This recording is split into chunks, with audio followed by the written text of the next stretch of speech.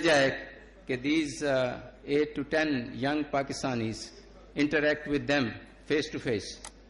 And for the last 7 years, we have created this leadership class in Pakistan, 52 of them. And they are now at the moment, most of them are doing their higher studies, PhDs abroad. And I'll just narrate for a few minutes. This actual working, it's not talking only.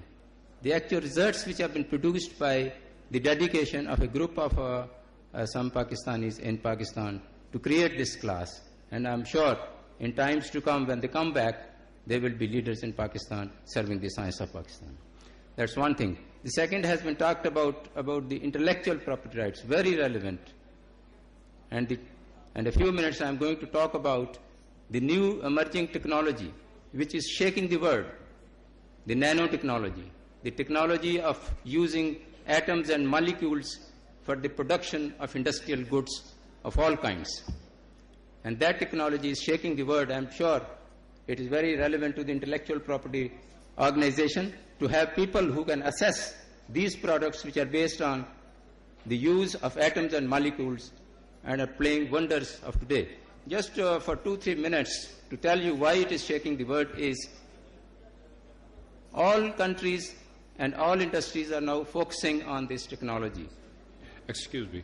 Ladies and gentlemen, this is a very important speech that is being delivered, very informative. You kindly be silent and listen to the gentleman. Dr. Saab is giving you a lot of information. Please listen in complete silence. Thank you very much. Thank you very much. I am a teacher, and if it were a class, I know how to make them silent and make them interesting. But I think it is important to listen because what I'm going to talk about is relevant to you for the next 40, 50 years. It's your career. The young people and the Pakistani youth must play a part in this new technology which is coming and which is your area, jobs creation, your specialization in this area, and then going abroad or serving the nation. It is an area which is required both for the domestic and for the foreign requirement. Now, what is nanotechnology? 4 to 5 minutes is important. I'm sure this is needed even for the lawyers. In the foreign countries, the lawyers are there who can assess what is nanotechnology, how to fight their cases, Kodak versus Polaroid, which went for 9 years, the violation of the patent rights, and then Kodak lost about $1 billion in settling this issue. Similarly, there are a lot of disputes on the intellectual property rights and violations.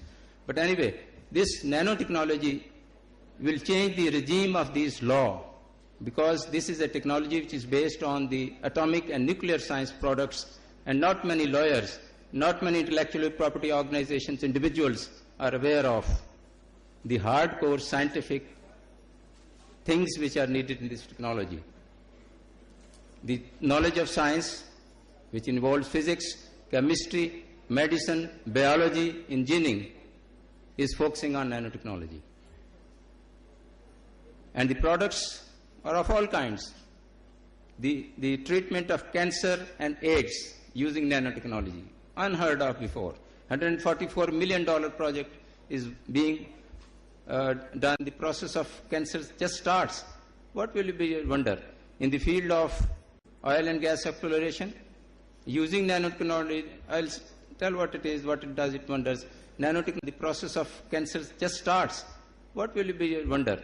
In the field of oil and gas exploration, using nanotechnology, I'll tell what it is, what it does, it wonders. Nanotechnology, you can increase 50% yield of the oil. Instead of opening new wells, the same oil can be extracted using these techniques of nanotechnology in the instruments and so on.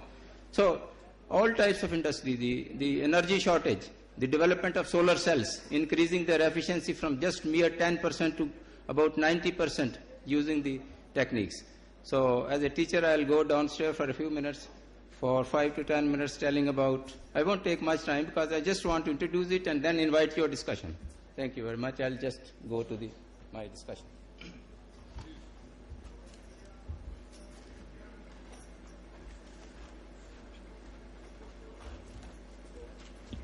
Hand mic दीजिए. which are met by this meeting. Now, these Nobel laureates, every year 15 to 20 Nobel laureates. What we do is that every year we advertise in the papers.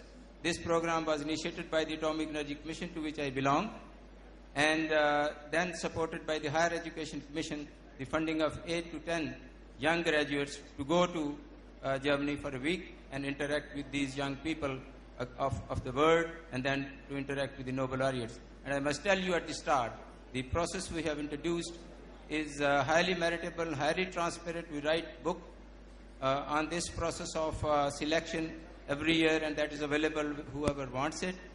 And in advertisement, the minimum entry of these MSc or young graduates is throughout first class. That is metric, FSc, BSc and MSc, all through first class.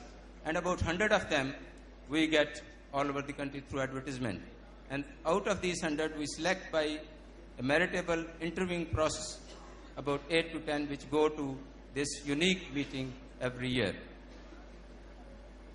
And this is to motivate, to inspire the young graduates to adopt research careers in science and high-tech research, which has been emphasized by one of my worthy speakers, to create knowledge by interaction of top-level scientists and talented students, young researchers, and then intellectual harmony among the youth from all over the world.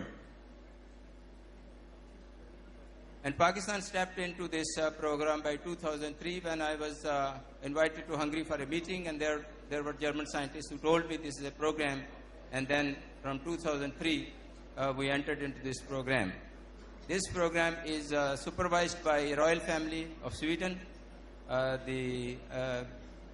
The uncle of the present King of Sweden inaugurated this program some 60 years ago in Germany, and since then it's going on. Very, very intensive program, and so far we have, as I mentioned, trained about more than 50 such young graduates who are at the moment, some are in Pakistan, but most of them are following their higher studies in very good universities because of this interaction.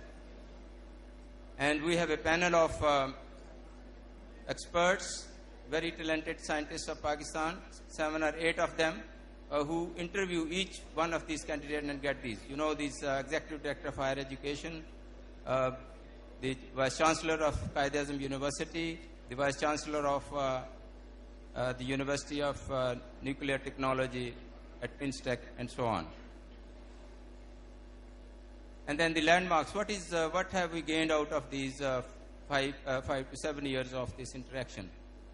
We have, I must tell you, and you must be happy, that in this process of selection, in the first year, 2003, there were 4 girls and 4 boys, purely unmarried, no gender. So the girls are to be congratulated. In second year, there were 5 girls and 3 boys. Girls dominated. In the 2006, this was physics, and there were 2 girls and 6 boys. Anyway, they have to come up in physics. But then in all the 7-8 years, our experiences, the girls are always dominating on merit than the boys, among the top of the best of the best. And then the result is that I asked from this management, which is consisting of a council of advisors in Germany, about 12 professors, very well-known professors in mid-70s as advisors to this program. And you can imagine the full professors in Germany, how good they are and to advise this program. I asked about the performance of Pakistani students. And the vice president of this organization wrote me, and I have in black and white, anybody can check it, that the performance of Pakistani students was excellent. Now, there is no test in this, but the only evidence is that our students are very daring and ask intelligent questions to the Nobel laureates, face-to-face discussions. And some of the programs, and German embassy is very much helping us in this program because they feel that Pakistan is taking very serious action on their program. And here is, you see the German head of the visa section interacting with our students who are just going to Germany in one of the years. Professor Ishfaq Ahmed, and they are interact with the scholars of Pakistan before going to Germany and interacting with them.